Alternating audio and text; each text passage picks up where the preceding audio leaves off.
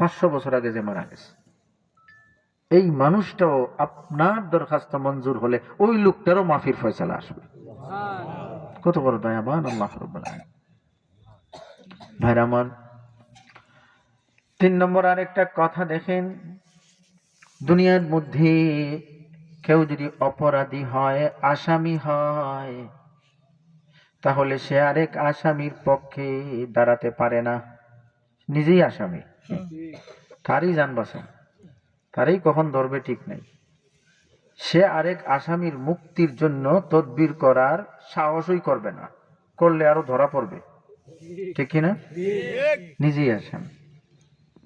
ও আমার ভাই, কিন্তু দেখেন, আমরা যদি নিজের আমলের দিকে লক্ষ্য করি, আমরা নিজেই বুঝি আমাদের এই বাঁচার উপায় নাই।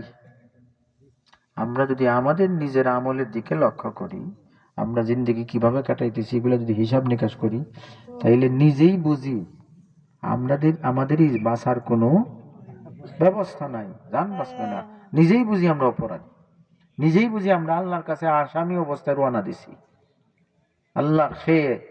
আল্লাহর নাফরমানির মধ্যে দিন চলে যাচ্ছে, চোখের গুনাহ হচ্ছে, হাতের গুনাহ হচ্ছে, মুখের গুনাহ হচ্ছে, কানের গুনাহ হচ্ছে, শেষ নাই। এরপরও আসামি হওয়ার পরেও যখন আরেকজনের পক্ষে আমরা বলি আল্লাহ উনারে মাফ করেন, তখন তো পাল্টা এই কথা হওয়ার ছিল যে তুমি যে নিজে আসামি সেই চিন্তা করো মিয়া, আরেকজনে মাফ করা তো পরের বিষয়, তুমি মাফ পাবে কিনা সেটা চিন্তা করো।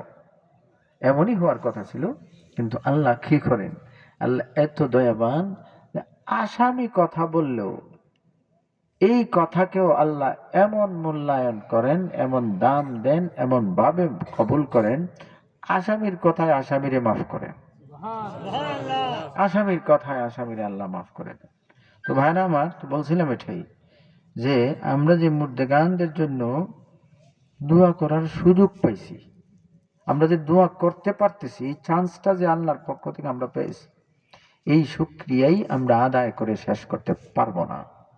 আর না হয় আমাদের দরজা এক কথাই বন্ধ করে দেওয়া যেত যে যারা গেছে তাদের ব্যাপারে নাক গলায় না, নিজের চিন্তা করো, এই তো শেষ হয়ে যেত সব।